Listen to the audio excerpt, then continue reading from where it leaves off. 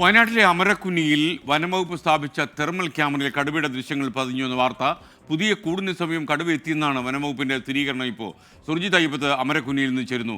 സുർജിത്ത്, എന്താണ് നമുക്ക് ലഭിക്കുന്ന വിവരങ്ങൾ? അതായത് ഈ കടുവയെ മയക്കുവെടി വയ്ക്കാനുള്ള പരിപാടികൾ മുന്നോട്ട് പോവുകയാണോ? തീർച്ചയായും കണ്ടാലുടൻ മയക്കുവെടി എന്നുള്ള തരത്തിലേക്ക് വനം വകുപ്പ് എത്തിയിരിക്കുകയാണ്. ഞാൻ നിൽക്കുന്ന സ്ഥലം ഈ കടുവ എത്തിയ ആ കേശവൻ്റെ വീടിൻ്റെ തൊട്ട് സമീപത്താണ് ഞാനുള്ളത്. ഇന്നലെ വൈകിട്ട്, അതായത് പുലർച്ചയോടുകൂടിയാണ് ഈ കടുവ സാന്നിധ്യം ഉണ്ടായത്. ആടിനെ പിടിച്ചു കൊണ്ടുപോയത് പുലർച്ചയോടുകൂടിയാണ്. അതിനുശേഷം ഈ തെർമൽ ഡ്രോൺ ഉൾപ്പെടെയുള്ള പരിശോധന നടത്തിയിരുന്നു. ആ പരിശോധനയിൽ കടുവയുടെ ദൃശ്യങ്ങൾ വനംവകുപ്പിന് ലഭിച്ചിട്ടുണ്ടെന്നുള്ള സ്ഥിരീകരണം ഉണ്ടായിട്ടുണ്ട്. മാത്രമല്ല, ഇത് കൂടിൻ്റെ സമീപത്ത് വരെ എത്തുകയും കൂട് അടഞ്ഞു പോവുകയും കൂടിന് തട്ടിയതിനെ തുടർന്ന് കൂട് അടഞ്ഞു പോവുകയും ചെയ്യുന്നൊരവസ്ഥ കൂടി ഉണ്ടായിട്ടുണ്ട്. എന്തായാലും നിരീക്ഷണം, വനംവകുപ്പിൻ്റെ റഡാറിലേക്ക് കടുവ എത്തുമെന്നുള്ളത് പ്രതീക്ഷ തന്നെയാണുള്ളത്.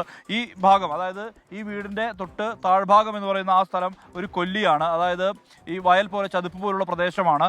ആ പ്രദേശത്ത്, ആ മേഖല കേന്ദ്രീകരിച്ചാണ് ഇന്ന് തെരച്ചിൽ നടത്താനുള്ള തീരുമാനത്തിലേക്ക് വനംവകുപ്പ് എത്തിയിട്ടുള്ളത്. ഈ നാട്ടുകാരായിട്ടുള്ള ആളുകളെല്ലാം ഇവിടെ ഉണ്ട്.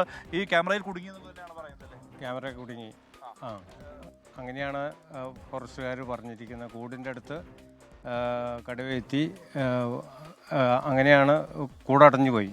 കൂടടഞ്ഞു പോയപ്പോൾ പിന്നെ രണ്ടാമതാണ് കൂട്ടിൻ്റെ അകത്ത് കയറാനായിട്ട് ഇത് വെച്ചിരിക്കുന്നത്. അങ്ങനെയാണ് ഉണ്ടായത്. ഇവിടുത്തെ ഒരു ഭൂമിശാസ്ത്രം എങ്ങനെയാണ്? ഈ സ്ഥലത്തിൻ്റെ ഒരു ഭൂമിശാസ്ത്രം എങ്ങനെയാണ്? എല്ലാം ചെറുകിട ആളുകളാണ് ഇവിടെ താമസിക്കുന്നത് എല്ലാവരും. ഒത്തിരി സ്ഥലത്ത് എന്ന് വെച്ചാൽ ദേവരത്തു നിന്ന് തൂപ്രയ്ക്കുള്ള ഏരിയയിലാണ്. തൂപ്ര എന്ന് പറഞ്ഞ സ്ഥലത്താണ് ഇപ്പോൾ ഈ സംഭവം നടന്നിരിക്കുന്നത്. ഈ കൊല്ലിയാണ്. ഒരു ചെറുതായിട്ട് കരവയലായിട്ടുള്ള പ്രദേശമാണ്. അവിടെയാണ് ഇപ്പോൾ പരിശോധന, അവിടെയാണ് കൂട് സ്ഥാപിച്ചിരിക്കുന്നത്. അവിടെ നിന്നാണ് ഇപ്പോൾ ഫോറസ്റ്റുകാർ അവിടെ ഇത് ചെയ്തിരിക്കുന്നത്.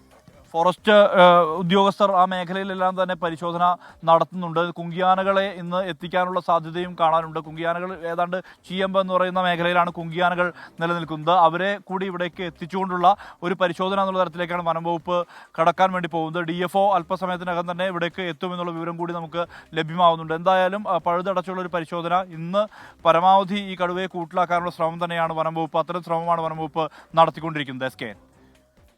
Okay, thank you.